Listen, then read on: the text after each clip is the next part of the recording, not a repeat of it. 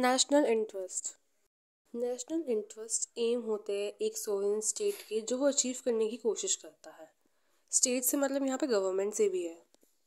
हम ancient time में या मिडिवल टाइम में देखते हैं तो जो किंग्स होते थे उस टाइम पे वो कुछ एक इंटरेस्ट होता था इनका जिसकी वजह से वो रिलेशंस बनाते थे दूसरे स्टेट से या लोगों से। अर्ली मिडिल एजेस में हम देखते हैं जो क्रिश्चियनिटी के लॉज थे उन्होंने एक बेस बनाया ऐसे रिलेशंस के लिए।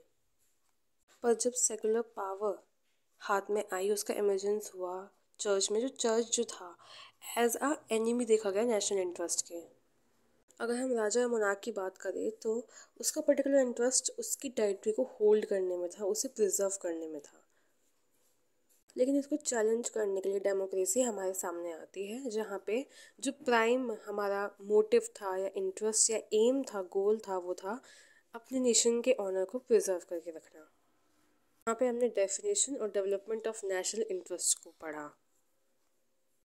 थॉमस डब्ल्यू रॉबिन्सन ने क्लासिफाई करा है नेशनल इंटरेस्ट को 6 कैटेगरीज में।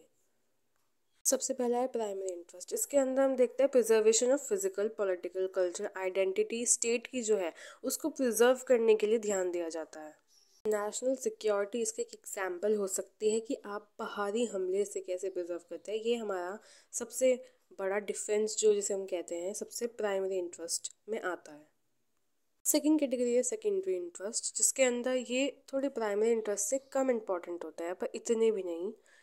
यहाँ पे बताया गया इसके अंदर एग्जाम्पल के तौर पे हम देखते हैं protection of citizens abroad and ensuring of diplomatic immunities for diplomatic staff. Permanent interest third category आता है जिसके अंदर रिलेटिवली कांस्टेंट और लॉन्ग टर्म इंटरेस्ट स्टेट के इसके अंदर आते हैं। इसके नेक्स्ट है वेरिएबल इंटरेस्ट।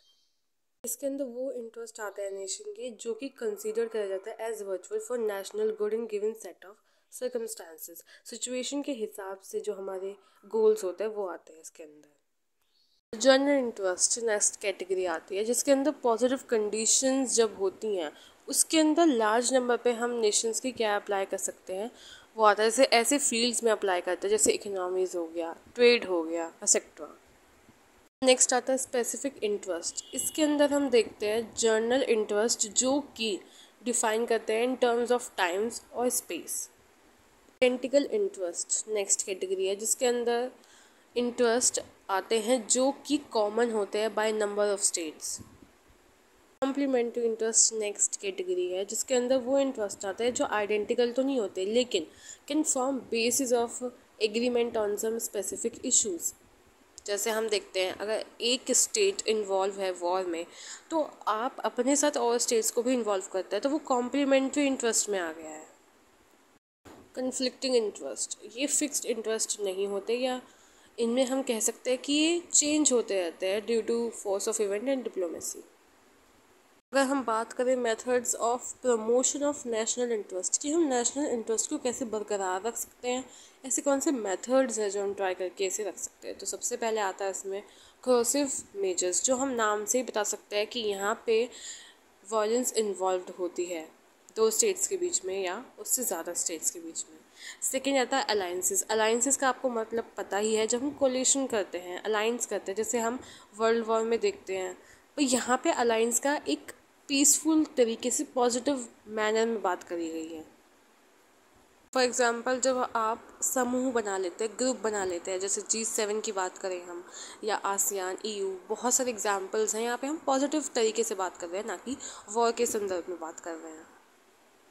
थर्ड मेथड जो आता है वो डिप्लोमेटिक नेगोशिएशन की बात कर रहे हैं। नेगोशिएशन से हम पता लगा सकते हैं ये भी पीसफुल तरीके से हम पॉजिटिव वे में बात कर रहे हैं।